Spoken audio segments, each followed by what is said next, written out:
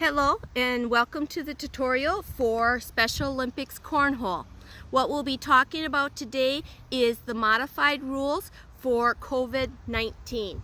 A couple of things that are different is athletes will need to wear a mask while they're playing and social distancing. We also have hand sanitizer. After each round, the athlete will need to use hand sanitizer before and after. So if it's your turn to throw, you would use the hand sanitizer. At the end of the game, we use any kind of Lysol spray, antibacterial spray down the board, and spray the bags. So with this court setup, we have 21 feet in between the two cornholes. Now that is a lot smaller than for some of the cornhole that you will see, but this will eventually be an aging athlete sport, and 21 feet I think is appropriate for our older athletes. There is a pitcher's box on each side of the board. It is 3 feet wide and 4 feet deep. So that's where they would need to stay within that box. Our athletes are used to the foul line, and that's where they cannot cross over. Otherwise, a foul will be called, and that bag that they just tossed will not count for anything. So Mark and I are going to show you just some basic play of the game.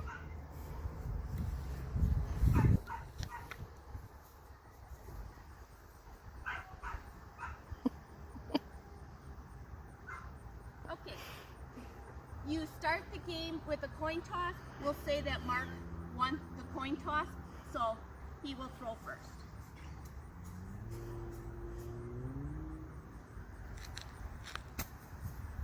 Tell me I haven't played. Now, just because Mark started on this side does not mean that I have to start on this side. If I want to also be on the left, that's something that I can do. It's just for this inning, you need to stay on that side. And I'm right-handed, so I would prefer the left side. Okay, so for right now, no points because nothing is on the board. So it's kind of like bocce, because nobody got a point, Mark would go again.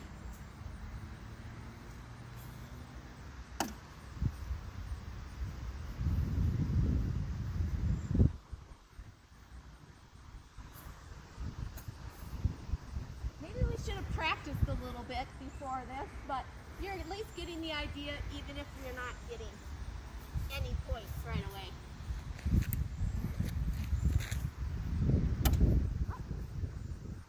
Okay.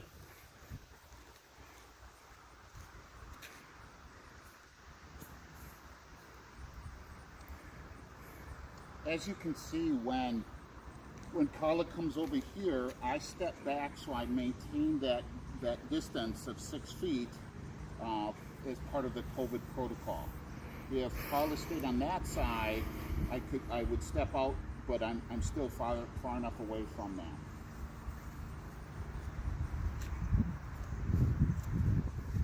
Then I hit the board.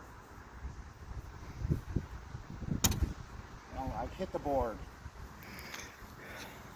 And as you can see, the only requirement is an underhand toss. If you saw Mark kind of did like a frisbee, I've been tossing it just straight. You can toss it, however, as long as it's underhanded.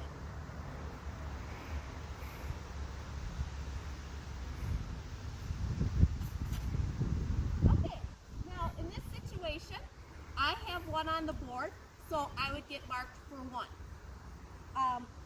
I'm just going to show you a couple of things. We don't necessarily have to keep going back and forth.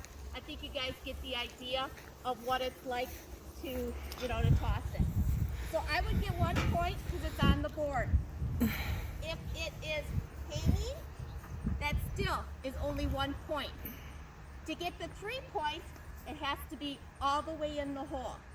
Now what can happen is you may have a hanging And I'm going to grab one of mine. Or Mark, do you want to grab? Yes. Okay. I Yep. do.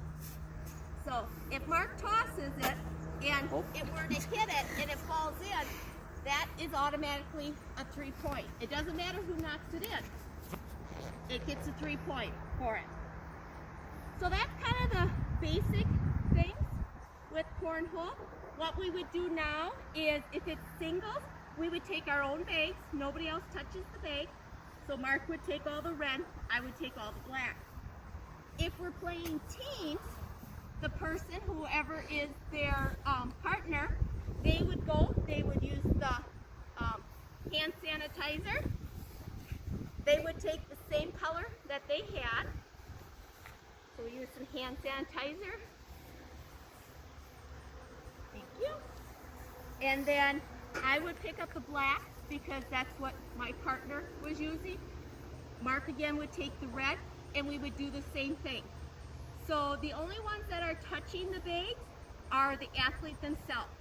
When you're done, like we did, you go and you use the antibacterial again.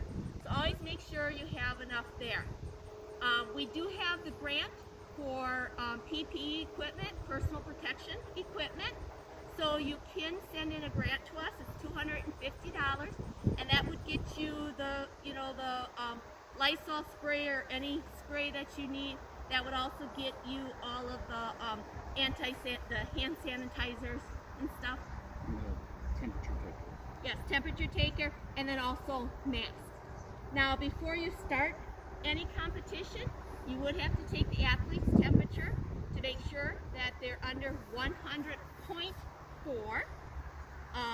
If they're over that, then that would be where they would not be able to participate, and they should actually leave the facility wherever you are. Cornhole can be played inside or outside. It can be, excuse me, I keep touching because it's falling down.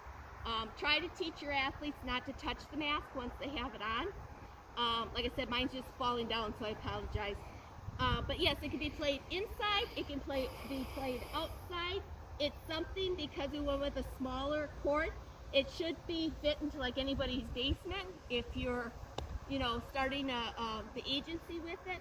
So we wanted it to be real simple and easy to work with, and something that pretty much any agency can do.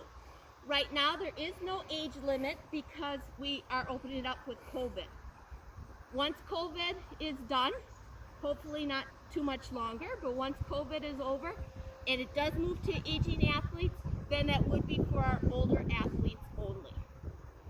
Mark, do you have anything that you want to? Something to just remember, we all like to high five, hug, and that type of thing. We can do the virtual, and just the virtual high five, but just wish everybody luck and stuff, but please avoid that contact, whether they're teammates or not, and you've had all of this stuff, just kind of better safe than sorry. If you have any questions on cornhole, the committee that's working on it is myself, Carla Lee, and I'm with Region 5, Haley Adderman, and she is with Region 7, and then Mark with Field Services.